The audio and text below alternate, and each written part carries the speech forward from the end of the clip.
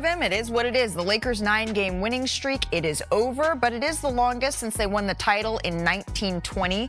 I learned something, though, I think, about the Lakers during this stretch. What about you, Bri? Well, if you look at their big three that really were struggling with playing together, I mean, their numbers were, frankly, losing numbers coming into this stretch. With LeBron changing his role a little bit, with all of them being healthy. Let's not forget that health, and also Rui Hachimura and Marcus Smart were not healthy last night, but they've been healthy in this stretch. That was able to get some traction that you can build on going forward. And you had to wonder, would Jenkins go for 30 if Marcus Smart was maybe on him? Maybe not, but I mean, on the flip side, Detroit was missing Cade Cunningham and Isaiah Stewart. Some of the other better players, so there's no excuse there here. You go. But the Lakers have shown some growth, and defensively, I like their activity. They've been moving around, offensively scrambling. Like you said, they only played like 13 games previous to this with their big three, so they didn't have a lot of minutes on the road together. So they're finally getting a rhythm, but they're showing some defensive growth and some end-of-game clutch plays that Greg St. Jean, JJ's drawn up. So, and by the way, guys like X Factor step up. That was a really good play that they had drawn up that had freed Luka for a three, but Tobias Harris tipped it. Exactly. But I do think the biggest takeaway from the month of March, where this is their first loss all month, is that trio can fit together. That trio can thrive together. And look, was LeBron thrilled that he went scoreless in the first half? Obviously not, but since he's willingly kind of accepted the called a backseat role, the third option role, he has been remarkably efficient, dominant in that role. The numbers are off the charts, and he looks fresher. He looks, I mean, the guy had 6 dunks. And that is the whole, what it seems to me, point of this role change for LeBron James is to keep him fresh for when it matters the most so that they can win a playoff series and hopefully more. But you've covered Luka Doncic for years, and during this stretch, what he has shown has been incredible. I'm curious if this is the best level, and yes, we've seen him play in the finals. Is this the best level we've seen him play? I don't know if I can say that, because this is a guy who's taken a flawed Mavericks roster to the finals. I mean, you know, Luka has proven that he can carry a team offensively and be a significant contributor defensively, and he's done that this month. I'm not going to say this is the best we've ever seen from Luka, but this is Luka at his best, if that makes sense. Yeah, I'm going to say it's his best. I mean, he's shooting, at the last 8 or 10 games, he was shooting a high clip from 3. When he's making threes, that's when you're in trouble, because he shoots that step back. It shoots around 33, 36%. He's been shooting at 44, 45% three-point. So that's when you see nights where 60 comes in. Right. So this is the best we've seen. And defensively, he's active. Like, he's getting steals, putting his body on line, doing the little things they ask him to do. So this is why they've had that 9-game win streak. Well, and could we see another one start with the utmost respect to their next opponents, the Indiana They have a Pacers, very favorable the Brooklyn Nets coming up here that they're hosts. And Giannis, they're in a disagreement over whether or not the superstar will play another game this season. That's according to our senior insider, Shams Charania. Now today, the Players Association weighed in. Remember Antetokounmpo, he's missed the last 4 games. That brings the total number of games he has missed this season to 35 as he's dealt with those various leg injuries. But the central question here is this. Is he healthy enough to play? And here is the development within the last hour with the Players Association releasing this statement. Stay with me here. It says in part, quote, the player participation policy was designed by the league to hold teams accountable and ensure that when all-stars, like Giannis, is healthy and ready to play, that he's on the court. Unfortunately, they continue, anti-tanking policies are only as effective as their enforcement. Fans, broadcast partners, the integrity of the game itself will continue to suffer as long as ownership goes unchecked. We look forward to collaborating with the NBA on meaningful new proposals that will directly address and discourage tanking. Okay. There is a lot there as we say hello to Shams Charania. Let's sort through this a little bit, Shams. What more details can you give us on the situation between the Giannis, the Bucks, and the Players Association here? Look, my understanding is the NBPA has had conversations with Giannis and his reps, and they believe from those conversations that Giannis feels he's healthy enough that he wants to play when he's right, while the Bucks clearly have also been on the other side of this where they disagree. They believe it's best for him to shut down for the remainder of the season, prioritizing his future, the team's future. He's had 5 different injuries this season. Their season is effectively over as well. So the NBPA officials want the league to look into this more. And the NBA, as it does with all of these player participant policy cases, they will look into it. They'll continue to monitor it, examine it. He's been out the last 3 games. So how much more further does this extend? Does this really get to the end of the season without Giannis playing? And the NBA's overarching point in all this is about tanking and getting a seat at the table with the NBA as far as having their own proposals, their own ideas on how to curb this, with this Bucks example being the latest at the forefront of the league. Okay, so we do expect the NBA to be looking into this further. Shams, thank you very much for that insight as we welcome you all inside our Los Angeles studio. Danny Green, Brian Windhorst, Tim McMahon.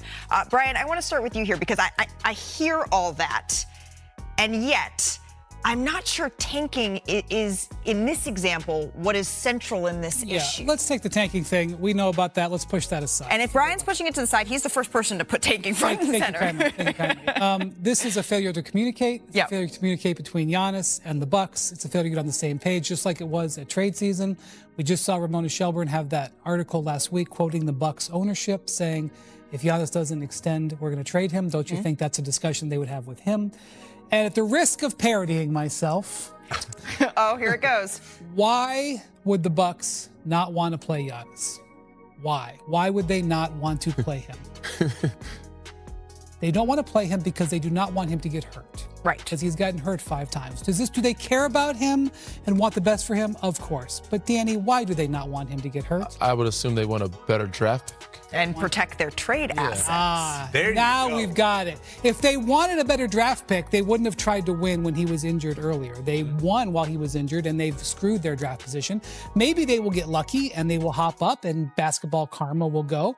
But this is a team that doesn't want the player to play so that he doesn't get hurt, so that he can be traded for a higher value. They will not say this, but this is what their actions are very clearly sending. The Bucks have dug themselves into purgatory by constantly doing whatever Giannis wants year after year after year. That's how they got to this situation. They have to look out for the best interest of the franchise. The best interest of the franchise is to maximize the value they get for Giannis this summer. What? No, I was just going to say, Tiger showing up, it's always going to build that anticipation, that excitement. People want to see what he looks like, and Master. And they want to go. I was breadcrumbing it. I didn't want to say it, but you said it there. You said I was breadcrumbing it. We had some great moments in the NBA last night. Obviously, the number one guy that everyone talks about around the league, Danish Jenkins. Man, he's a point guard for the Detroit Pistons that I'm not trying to be disrespectful. Most people are learning about his name today, Danish Jenkins. He was in there because of the fact that Cade Cunningham was out and is out with the collapsed lung, and obviously we hope he's okay as soon as possible for the Detroit Pistons, the 1 seed in the Eastern Conference. But your Los Angeles Lakers, CC, have been awesome. They had won 9 in a row, but they lost last night to the aforementioned Pistons, 113-110, thanks to Danish Jenkins, who had 30 points in this. What? Who? Is this a tough pill to swallow, or can you deal with it because of the fact that, hey, 9 in a row? Listen, when he's making shots like the corner 3 he hit at the end of the first quarter, all you can do is tip your cap to him. You can't even be mad at it. You can't.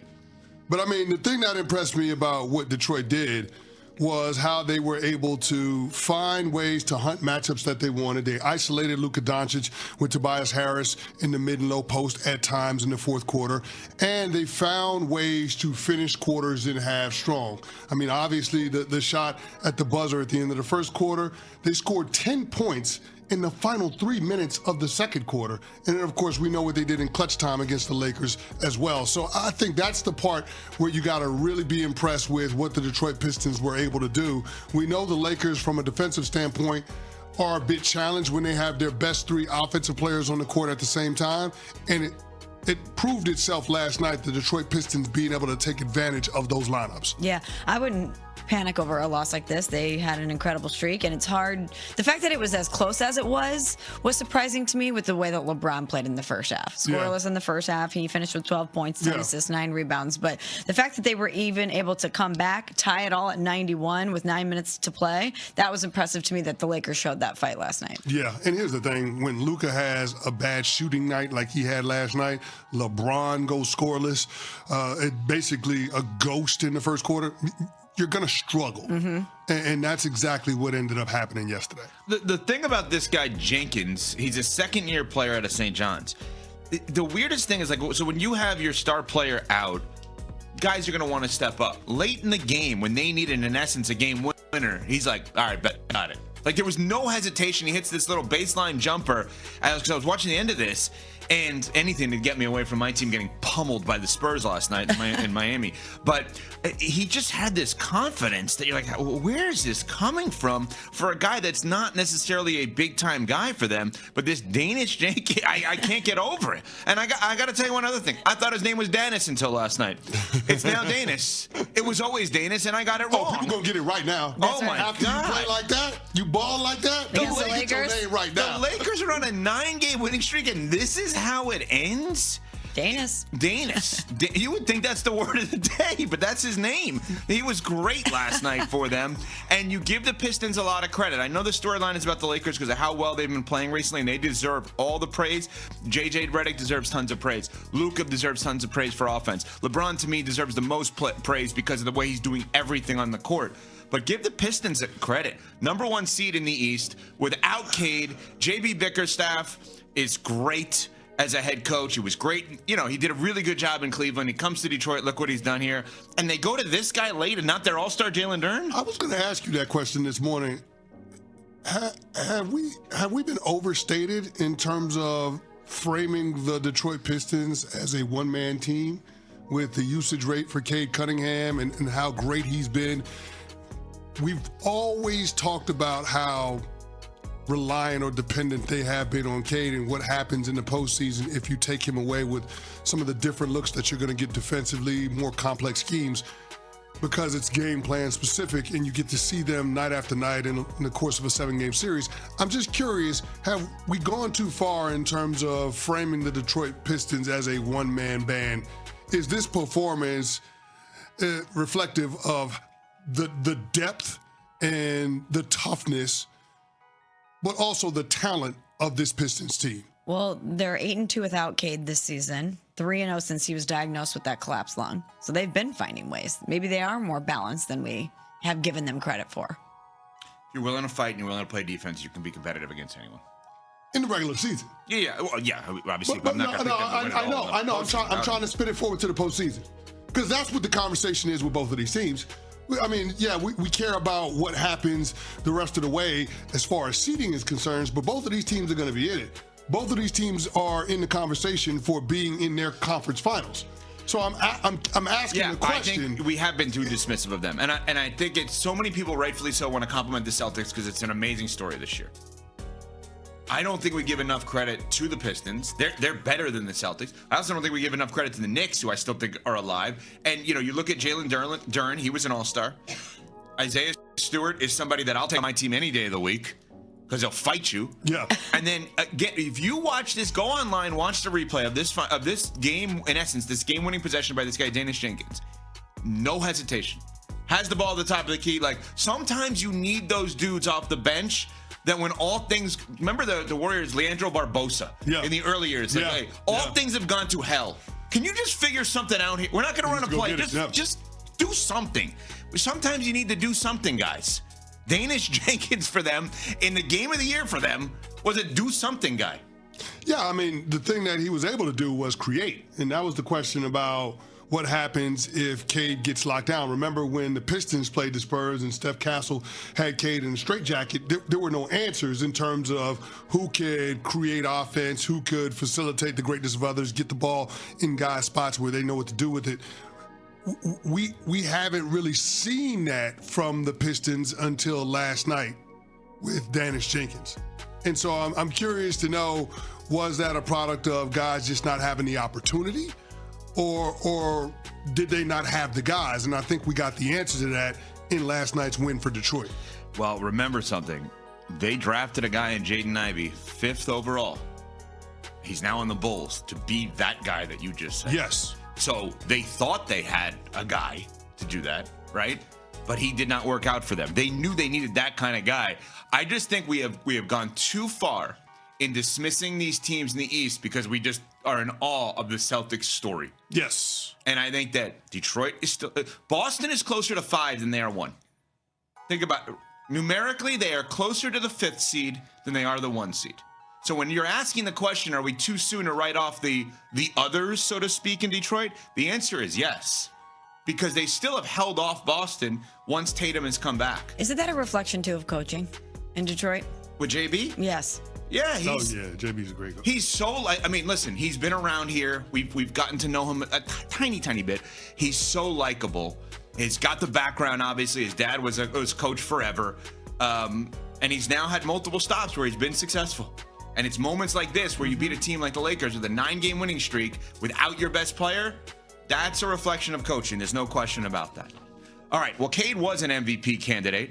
SGA is probably the leader in the clubhouse. Luka finally lost last night, but there's one guy who thinks none of those guys should win the MVP, and he should instead. We'll get to that next. We're on Sportsmanlike. The winning streak is gone. But what nobody is telling you this morning is that the same week the Lakers lost, their most important defensive player revealed he is dealing with not one, but 2 separate injuries simultaneously. A respected analyst just declared that Luka Doncic may be structurally incapable of ever winning the MVP award. Not this year, but potentially for the rest of his career. The Players Union went to war with the NBA over a rule that could cost LeBron James something he has not lost in 21 consecutive years. A player who is being celebrated as a potential Laker acquisition just got cut by a team so desperate they would have signed anyone who could score. And a legendary Lakers trainer just revealed that the most zen coach in NBA history lost his mind and screamed at Hollywood celebrities during the NBA Finals. The Los Angeles Lakers are 46-26. 8 games remain. And the conversation about what this team actually is and what it is genuinely capable of becoming has never been more honest, more complicated, or more fascinating than it is right now. Hit that like button right now if you are locked in with this Lakers team all the way to the playoffs, because tonight we are covering everything the mainstream media is not talking about. So let us begin talking, firstly, about the most uncomfortable truth that the loss in Detroit revealed. A truth that was always there, hiding beneath 9 consecutive victories and 60-point masterpieces and game winners with 2.6 seconds left. But that the Pistons exposed so clearly and so directly that there is simply no longer any honest way to avoid it. The Los Angeles Lakers go exactly as far as Luka Doncic takes them, not in the vague, general way that most star-driven teams go as far as their best player takes them, but in a specific, statistically documented watching it happen in real-time way that the Detroit game confirmed with brutal clarity. When Doncic shot 11 for 29 from the field and 3 for 13 from three-point range, the Lakers lost to a team missing its best player at home. When Doncic shot 13 for 14 from the field in Houston, the Lakers won by 8. When he scored 60 in Miami, the Lakers won by 8. When he scored 33 in Orlando on 40% shooting and still found 8 assists and 4 steals, Luke Kennard hit a game winner and the Lakers survived. The correlation between Doncic's efficiency and this team's outcomes is not coincidental. It is structural and absolute.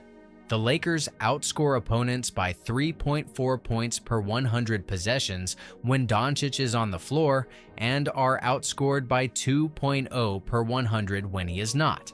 LeBron James and Austin Reeves, together without Doncic, produce a minus 1.1 net rating. 2 of the most talented players in the NBA operating together are a below-average unit without the third piece. And yet, and this is the part that matters most for how we process the Detroit loss, this is not a crisis. This is not a revelation that changes the playoff calculus in a negative direction. Every dominant team in the NBA goes as its best player goes. When Nikola Jokic has a poor game, Denver loses. When Anthony Edwards struggles, Minnesota struggles.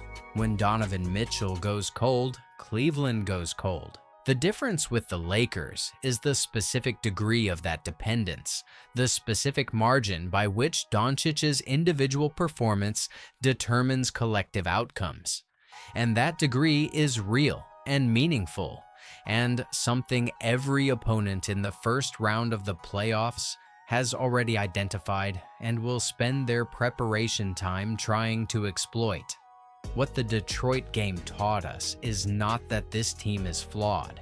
Every team is flawed. What it taught us is that the path to any sustained playoff success runs directly through Doncic being efficient, healthy, and in rhythm, and that on nights when those three conditions are not simultaneously met, this roster does not yet have enough secondary creation to manufacture wins without him. I believe that understanding this clearly without panic and without denial is the most important thing a Lakers fan can do right now, because the teams that fall apart in the playoffs are not the ones who face adversity. They are the ones who face adversity without having honestly prepared for it. The Detroit loss stung, but the way the Lakers responded inside that game and the way their players talked about it afterward revealed something about this team's character that is actually more encouraging than any of the 9 consecutive wins that preceded it. Austin Reaves was asked to assess what happened on Monday night, and he answered in 3 words that need to be heard by every single person who has watched this team since the beginning of the season. We would have lost by 100, not lost by 3, not had a similar game, lost by 100. That sentence, delivered calmly, without drama, without deflection, is the most honest and most revealing thing any Laker has said publicly in weeks, because it acknowledges simultaneously that the team lost a game it should have won, and that the team has undergone a transformation so profound that the version of the Lakers playing in Detroit on Monday night is a fundamentally different organism from the team that was getting blown out by double digits with routine regularity in December and January. In mid-January, the Lakers were 24-15, but 14 of their losses had come by at least 10 points, making them the only top 6 team in the Western Conference with that many double-digit defeats at that point. Since the beginning of March, they have gone 7-2 against teams with winning records, defeating the New York Knicks, the Minnesota Timberwolves, the Denver Nuggets, the Houston Rockets twice, the Miami Heat, and the Orlando Magic. Their offense has climbed to 4th best in the league this month, their defense has risen to 9th, and the three-point defense that was allowing opponents to shoot 36.6% from beyond the arc through the first 58 games has tightened to just 30.3% against over the previous 13 games, the lowest mark in the entire league during that span. Opponents went from averaging 40.2 points per game off threes against the Lakers to 31.8. Those are not hot streak numbers. Those are transformation numbers. The loss in Detroit was the second defeat in the last 14 games. It came without Marcus Smart and without Rui Hachimura against the first seed in the Eastern Conference on the road in the 5th game of a 6-game trip. Reaves said it perfectly and without apology. The final score in January would have been 213-13. Thinking about it carefully, the 3 words Austin Reaves used to describe what a Detroit loss would have looked like 2 months ago are more meaningful to understanding where this team is going than any statistic or any result, because they reflect the internal confidence of a player who has watched this transformation happen from the inside and who understands better than anyone on the outside exactly how real and exactly how deep it goes. Now, the conversation about what this team is heading into the playoffs requires an honest accounting of the injury situation, because the health of this roster is not simply a roster management question. It is the single most important variable determining what version of the Lakers shows up when the postseason begins. And the news from inside the organization this week is more complicated than the simple narrative of Smart and Hachimura missing one game would suggest. JJ Redick revealed through ESPN's Dave McMenamin that Marcus Smart is actually dealing with two separate physical issues simultaneously: a right hip problem sustained during the Orlando Magic game, in addition to the right ankle injury from the physical collision with Goga Bitadze during the same contest. Smart, who has been the defensive backbone and emotional anchor of this team's transformation since signing for $5 million in the buyout market, is managing overlapping injuries on two different parts of his body at the same time. And Redick confirmed he is day-to-day rather than having a clear timeline for full recovery. The good news is that Rui Hachimura's MRI came back clean after the calf issue that kept him out in Detroit, meaning the injury is not structural and his availability going forward is not in serious long-term doubt. But the combination of Smart's dual injuries and Hachimura's recent absence created exactly the conditions that exposed this team in Detroit. And the Lakers' ability to maintain the defensive identity they built during the winning streak is directly contingent on Smart being healthy and available in the rotation. JJ Redick said it without hedging after the game. "Not having Smart tonight killed us." Austin Reeves echoed it. "The way he plays, guarding the other team's best player unselfishly, that is what he does. And when you do not have that, it just hurts." The Goga Bitadze technical foul incident that everyone was focused on for its suspension implications turns out to have had a physical consequence that may matter more than the suspension ever would have. A hip injury to the most important defensive player on the roster that is now being managed alongside an ankle problem in the final 8 games of the regular season. I believe Smart's health between now and the start of the first round is genuinely the most important variable in determining what this Lakers team looks like in the playoffs.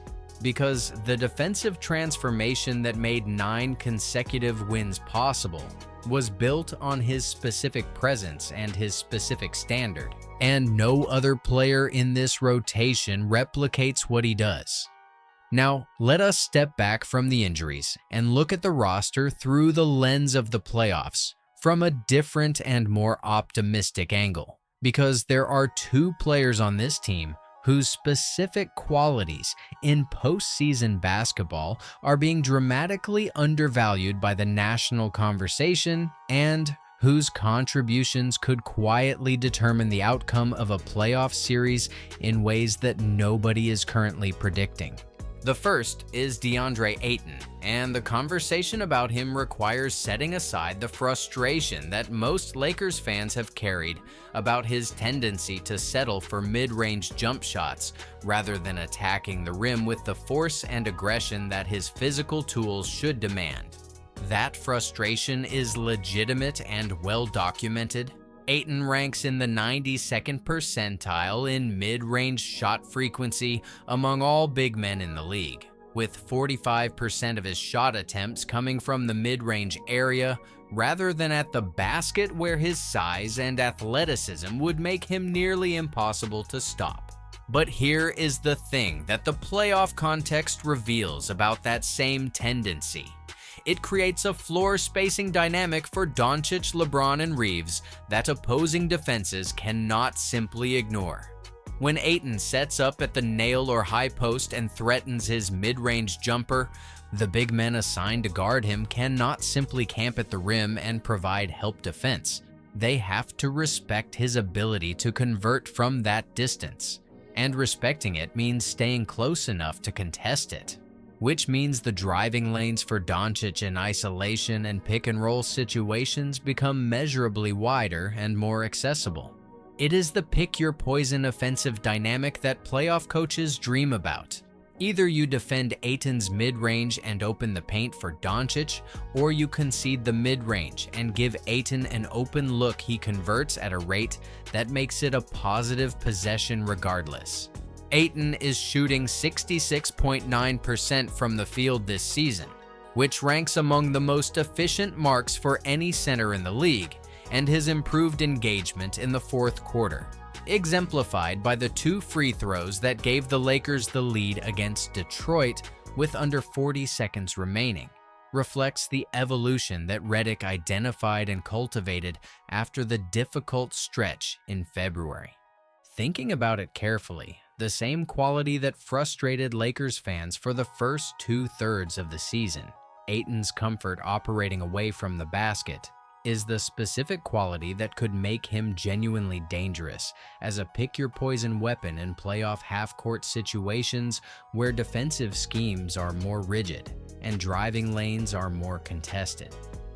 The second undervalued player heading into the playoffs is Rui Hachimura, and the specific reason he is undervalued is that his regular season numbers do not capture the specific version of him that shows up when the games count the most. On the season, Hachimura is shooting 43.8% from three-point range, a strong number that reflects genuine shooting ability and the confidence that comes from playing in a system built around spacing and ball movement. But those regular season numbers significantly understate what Hachimura does in the playoffs. Over 31 career postseason games, Hachimura is shooting 48.5% from three-point range, a jump of nearly 5 percentage points from his regular season average that reflects a shooter who elevates his performance under the specific pressure of elimination basketball rather than wilting beneath it. Last season, he connected on 50% of his corner three-point attempts in the playoffs. In his first career playoff appearance with the Washington Wizards in 2021, he shot 60% from beyond the arc, and JJ Redick has been experimenting with lineups that feature Hachimura at small ball center, a configuration that creates floor spacing so extreme that opposing defenses are forced into impossible decisions between protecting the paint against Doncic and LeBron or contesting shooters on the perimeter, where Hachimura and Kennard are waiting with some of the highest three-point percentages on the roster. The combination of Hachimura at small ball center with 4 perimeter players surrounding him creates a shooting environment that translates directly and dangerously into playoff basketball, where the defensive schemes are tighter and the floor is smaller, and a single open shooter can swing the momentum of an entire quarter. I believe Hachimura is the single most underrated player on this roster heading into the playoffs. Not because his regular season numbers are secretly great, but because his postseason track record is genuinely extraordinary, and because the specific ways his game translates into playoff basketball align perfectly with what this Lakers team needs when the defensive intensity increases and the half-court execution becomes the primary determinant of outcomes. Now, there is a front office story from this week that received almost no attention amid the noise about the winning streak ending and the injury reports and the MVP debates, but that actually validates a specific organizational decision in a way that deserves recognition. The Milwaukee Bucks waived Cam Thomas just weeks after signing him, a development that was reported by Shams Charania and that quietly vindicates Rob Pelinka and the Lakers front office for choosing not to pursue Thomas when he became available, following his release by the Brooklyn Nets earlier this season. At the time, the decision generated real criticism from people inside the Lakers fan community who saw Thomas as a natural fit for a bench scoring unit that ranked among the worst in the league in the first half of the season. The Lakers had an open roster spot. Thomas was available. The logic of adding a player who had averaged meaningful offensive production seemed obvious from the outside. Pelinka went in a different direction, securing Kobe Bufkin to a standard deal and filling the 15th roster spot without pursuing Thomas. Milwaukee, desperate for scoring and willing to take the gamble that Thomas's offensive talent would translate in a new environment with more responsibility, signed him and gave him the opportunity and the green light. Thomas scored 34 points in his second game with the Bucks, which briefly generated the kind of buzz that makes you question whether the skeptics were right. And then the Bucks waived him anyway. A verdict as damning as any statistical argument, because being released by a team that was desperate for exactly your best quality at the point in the season when rosters are being finalized for playoff pushes means the evaluation inside the organization concluded that the cost of his limitations exceeded the value of his scoring in ways that were not going to change. Thomas's inability to contribute meaningfully when the ball is not going through the hoop, the consistent critique that followed him from Brooklyn, proved accurate enough in Milwaukee's evaluation to cost him a roster spot on a team that had every reason to keep him. The Lakers identified that limitation before it was confirmed by a desperate team's decision to move on, and they made the correct organizational judgment that the archetype Thomas represents does not fit within what this roster needs to succeed in the playoffs. Thinking about it carefully, the Cam Thomas situation is a small but meaningful example of the organizational intelligence that has quietly shaped this roster in ways that the national media does not often credit Pelinka for. And the vindication arrived in exactly the form that makes it impossible to dispute.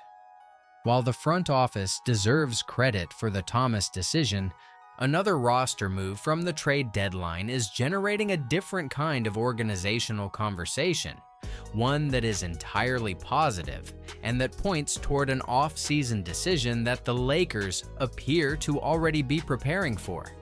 According to sources cited by Lakers Daily, the organization has strong interest in re-signing Luke Kennard when he becomes an unrestricted free agent this offseason. Kennard signed a short-term deal after being acquired from the Atlanta Hawks at the trade deadline, and his impact on this team, culminating in the game-winning three-pointer in Orlando with 2.6 seconds remaining that kept the 9-game winning streak alive, has been so immediate and so specifically valuable that the Lakers do not want to lose him to another team in the summer. Kennard leads the entire NBA with 48.6% accuracy from three-point range this season. He has demonstrated an ability to deliver in the highest pressure moments of the most important games. His basketball IQ and his off-ball movement create exactly the kind of spacing and floor geometry that makes Doncic's playmaking more dangerous, and that gives LeBron more room to operate as the connector within the offense. The re-signing conversation will involve financial considerations and competing offers from other teams who will recognize what Kennard provides, but the organizational interest is reportedly genuine and strong. I believe keeping Kennard is one of the most important offseason decisions this organization will make, because a 48.6% three-point shooter who can hit game winners in Orlando and who fits seamlessly within the specific offensive system Redick has built is an asset that cannot be easily replaced in the free agency market, regardless of budget. The other offseason conversation that received a significant development this week involves the most important player decision this franchise faces in the summer. And for once, the news is more encouraging than the pessimistic narrative that has dominated the LeBron future discussion for months. Ramona Shelburne, speaking on NBA Today, opened the door to a possibility that many had dismissed as unlikely. LeBron James staying with the Lakers next season if the financial structure can be made to work. Shelburne said that the idea of LeBron playing for $50 million anywhere, the maximum contract territory, is probably gone. but that if he is willing to play for less, and if that fits within what the Lakers are trying to build financially, the door to a return is genuinely open. That framing matters enormously because it suggests that the organizational relationship between LeBron and the Lakers is not broken, that the 9-game winning streak and the transformation of this team has rebuilt the belief on both sides that this specific group with this specific configuration can accomplish something meaningful together, and that the financial flexibility created by LeBron accepting less than maximum value could allow the organization to keep the pieces that made the winning streak possible: Smart, Kennard, the supporting cast, while maintaining the 3-star core of Doncic, Reeves, and LeBron. I believe that if this team makes a deep playoff run and LeBron performs at the level he has sustained through March, the conversation about whether he leaves will become significantly more complicated than the summer pessimism suggested. Because a 41-year-old man shooting 64% over his last 5 games and operating as the best third option in basketball is not a player who is being asked to leave. He is a player who is being asked to decide whether he wants to stay and finish what this group has started. Now, let us address the question that has been building for weeks and that the loss in Detroit did nothing to resolve. In fact, it may have made it more complicated. Is Luka Doncic structurally incapable of ever winning the NBA MVP award? The question sounds dramatic, but the historical evidence makes it genuinely worth asking. In the 2023 and 2024 season, Doncic averaged 33 points, 9 rebounds, and 9 assists, while shooting over 38% from three-point range, numbers that in any other era would have made him the unanimous choice. He finished third in MVP voting behind Jokic and SGA. This season, he is leading the league in scoring at 33.4 points per game, leading in field goal attempts, leading in three-point attempts and makes, and producing the most individually dominant sustained stretch in Lakers history since the Kobe Bryant era. And he may finish outside the top 3 in MVP voting again. The structural problem Doncic faces is not a problem of production, it is a problem of competition.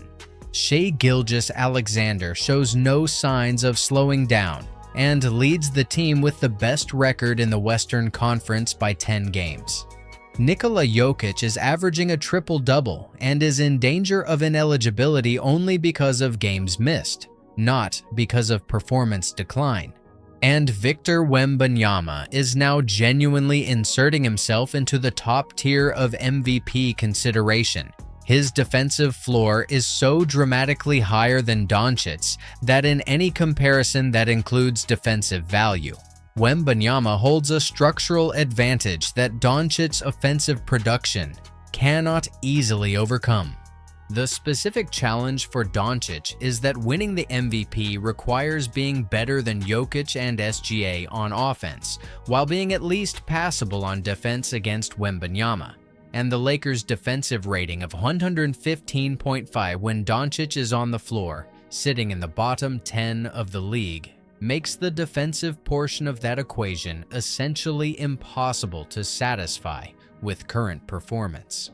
Thinking about it carefully, the honest answer to whether Doncic can ever win the MVP is this: yes, but only in a season where either Jokic or SGA is injured or clearly declining, and only if Doncic can demonstrate enough defensive improvement to make the complete case. Neither of those conditions is currently in place, and there is no obvious reason to believe they will be in place next season either. The MVP debate this week was also shaped by an institutional development that goes beyond individual candidates, because the National Basketball Players Association took a public and forceful position on the 65-game rule that has major implications for everyone involved in the award conversation.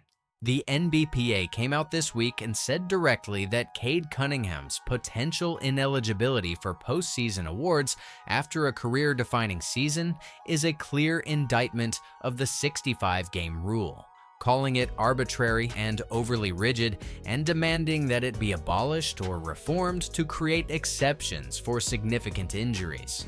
Cunningham has played 61 games and is expected to miss more while recovering from the collapsed lung, meaning he could fall short of the 65-game threshold that determines eligibility for awards including the MVP, All-NBA teams, and the Defensive Player of the Year.